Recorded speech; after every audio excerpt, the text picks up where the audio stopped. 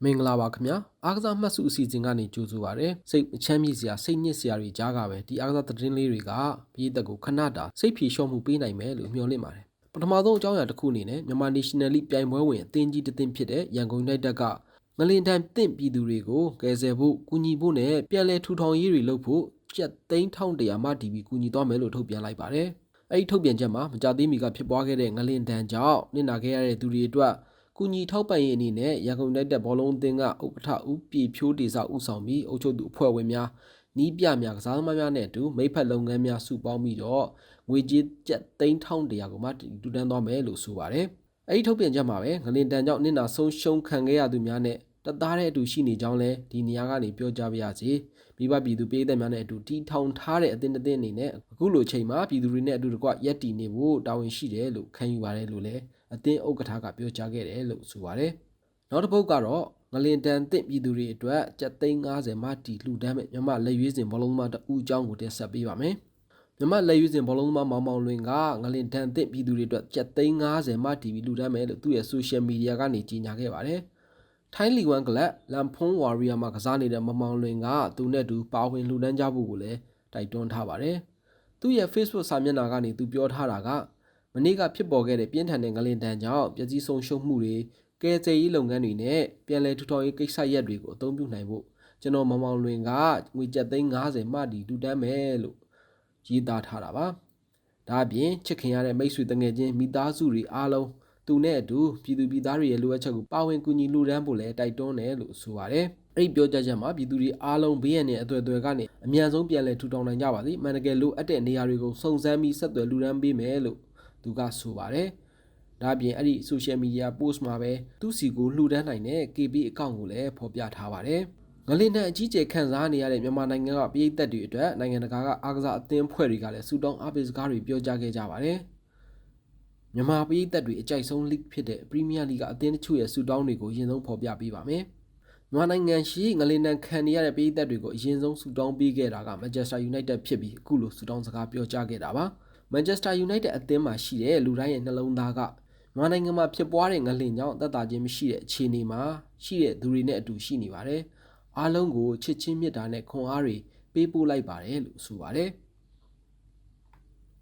အဲ့နောက်မရှိမနှောင်းပါပဲ Brentford အသင်းကလည်းစူတောင်းအားပေးစကားကို social media ကနေ post တင်ခဲ့ပါတယ်။ Brentford အသင်းမှာရှိနေတဲ့သူတွေအားလုံးရဲ့အတွေးတွေစိတ်တွေထဲမှာငလင်တန်ခံစားနေရတဲ့မြန်မာပြည်သက်တွေနဲ့အတူရှိနေပါတယ်။ချစ်ချင်းမေတ္တာတရားတွေနဲ့ခွန်အားတွေရပါစေလို့ဆုတောင်းပေးခဲ့တာပါ။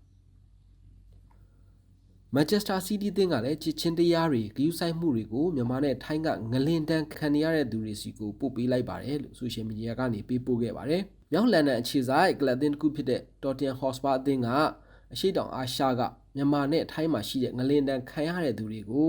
Tottenham Hotspur အသင်းမှာရှိတဲ့သူတွေအားလုံးကချစ်ချင်းမေတ္တာတရားနဲ့ခွန်အားတွေပေးပို့နေပါတယ်လို့ရေးသားဖော်ပြခဲ့ပါတယ်။လီဗာပူးမြို့ကန်လီဗာပူးအသင်းကလည်းအစာအုပ်ပြိုကျမှုကြောင့်ဒုက္ခရောက်သွားသူတွေအတွက်ဝန်ထမ်းကြောင့်ထုတ်ပြန်ပြီးအားပေးစကားများပေးပို့လိုက်ပါတယ်။ဒါအပြင်ထိုင်းနဲ့မြန်မာနိုင်ငံမှာရှိတဲ့ပြည်သူတွေအားလုံးဒီငလင်တန်အန်ရီကနေကင်းဝေးစေဖို့စုမှုကောင်းတောင်းပါတယ်လို့ဆိုပါတယ်။ Leicester City အသင်းကလည်းတေဆုံးသူတွေရဲ့မိသားစုတွေကိုဝန်ထမ်းကြောင့်ထုတ်ပြန်ပြီးထိုင်းနဲ့မြန်မာမှာရှိတဲ့ငလင်တန်ကြောင့်တက်ရောက်မှုရှိသူအားလုံးကိုအားပေးစကားပြောကြားလိုက်ပါတယ်လို့သူတို့ရဲ့ social media ကနေ post တင်ဆုတောင်းခဲ့ပါတယ်။ပြီးတော့အသင်းအနေနဲ့အဲ့လိုခံစားနေရတဲ့ပြည်သူတွေဒီလိုခက်ခဲတဲ့နေ့ရက်တွေကိုဖျက်ကျော်နိုင်ပါစေလို့ဆုတောင်းပေးပါတယ်လို့လည်းထုတ်ပြန်ချက်မှာဖော်ပြပါတယ်။ဒါအပြင်ပြင်သစ်လီဂူ1ကလပ် PSG ဂျာမန်ကလပ်ဒေါ့မွန်နဲ့စပိန်လာလီဂါဘောလုံးဖွဲ့ချုပ်တို့ကလည်းဆုတောင်းအားပေးစကားတွေပြောကြားခဲ့ပါတယ်။ဒါကတော့အားပေးစကားပြောကြားခဲ့တဲ့အားကစားအသင်းအဖွဲ့တွေကိုလက်လန်းမီသလောက်စူးစီးထားတာဖြစ်ပါတယ်။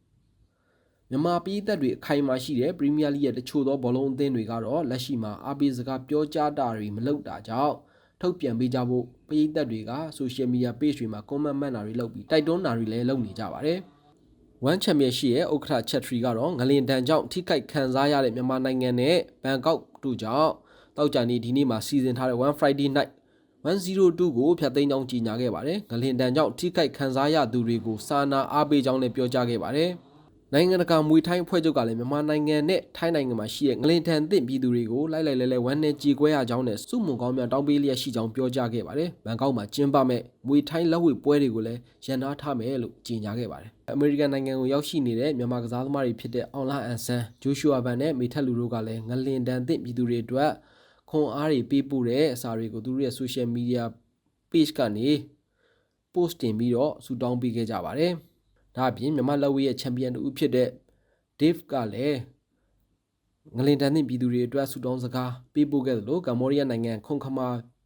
လက်ဝှေ့ပြိုင်ပွဲတွေမှာဝင်ရောက်ထိုးသက်နေတဲ့မြန်မာလက်ဝှေ့ကစားသမားစိုးမှုစော်ကလည်းငလင်တန်သင့်ပြည်သူတွေအတွက်ဝမ်းနည်းကြေကွဲရကြောင်းနဲ့အားပေးစကားတွေကိုလည်းဆိုရှယ်မီဒီယာ post ကနေဖော်ပြခဲ့ပါတယ်။နိုင်ငံတကာအားကစားသတင်းတွေဘက်ကိုသွားရအောင်ပါ။မန်ဖစ်ဒီပေးကြောင့်ပွဲဖြစ်ခဲ့တဲ့ဘရာဇီးကကမ်ပီယံနက်တိုဖလားဘိုလူပွဲအကြောင်းပြောပြရစီ။ကိုရီးယားအသင်းရဲ့ကစားသမားဒီပေးရဲ့ပွဲပြီးကနေဘောလုံးပေါ်တက်ရက်ခဲ့တဲ့စတန်ကြောင့်အနီကတ်၄ကတ်ဝါကတ်73ကတ်အထိပြသခံခဲ့ရပြီးပွဲကတော်တော်လေးရုပ်သဲသဲဖြစ်ခဲ့ပါတယ်။ဒီဖြစ်ပျက်ကကိုရင်တီယန်အသင်းနဲ့ပါမီယက်စ်အသင်းတို့ရဲ့ကမ်ပီယံနက်တိုဖလားဘိုလူပွဲဒုတိယအကျော့ပွဲကစားချိန်89မိနစ်မှာဖြစ်ခဲ့တာပါ။ကော်နာတောက်မှာမန်ယူကစားသမားဟောင်းမန်ဖစ်ဒီပေးကဘောလုံးပေါ်တက်ရက်ရင်အချိန်ဆွဲခဲ့ရနေစခဲ့တာပါ။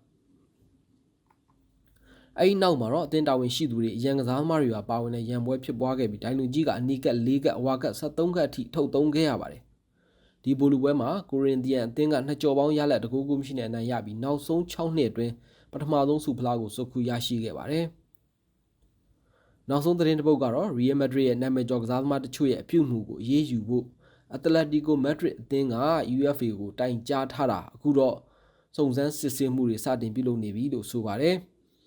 ချန်ပီယံလိ16သင်းစဉ်ရှုံးထွက်ပွဲစဉ်ဒုတိယအကျော့ပွဲစဉ်ဖြစ် Real Madrid အသင်းနဲ့အတလက်တီကိုမက်ဒရစ်အသင်းတို့ကစားခဲ့တဲ့ပွဲမှာ Real Madrid အသင်းက Rudiger, Mbappe, Vinicius Junior နဲ့ Ceballos တို့ကမလေးစားတဲ့အပြုအမူတွေလုပ်ခဲ့တယ်လို့အတလက်တီကိုမက်ဒရစ်ကတိုင်ကြားခဲ့တာပါ။တကယ်လို့အဲ့ဒီမလေးစားတဲ့အပြုအမူတွေလုပ်ခဲ့တယ်ဆိုတာထင်ရှားခဲ့ရင်ဒီကစားသမားတွေကအာဆင်နယ်နဲ့ကစားမဲ့ကွာတာဖိုင်နယ်ပွဲစဉ်ကိုပွဲပဲပြစ်တဲ့ကြောင့်လွှဲချော်ရပွဲရှိပါတယ်။အားပေးခဲ့ကြတဲ့ပရိသတ်တွေကိုကျေးဇူးအများကြီးတင်ပါတယ်။ကတ်ဆိုးရီရဲ့ဘေးကနေအမြန်ဆုံးလွတ်မြောက်ကြပါစေလို့ဆုတောင်းပေးလိုက်ရပါတယ်။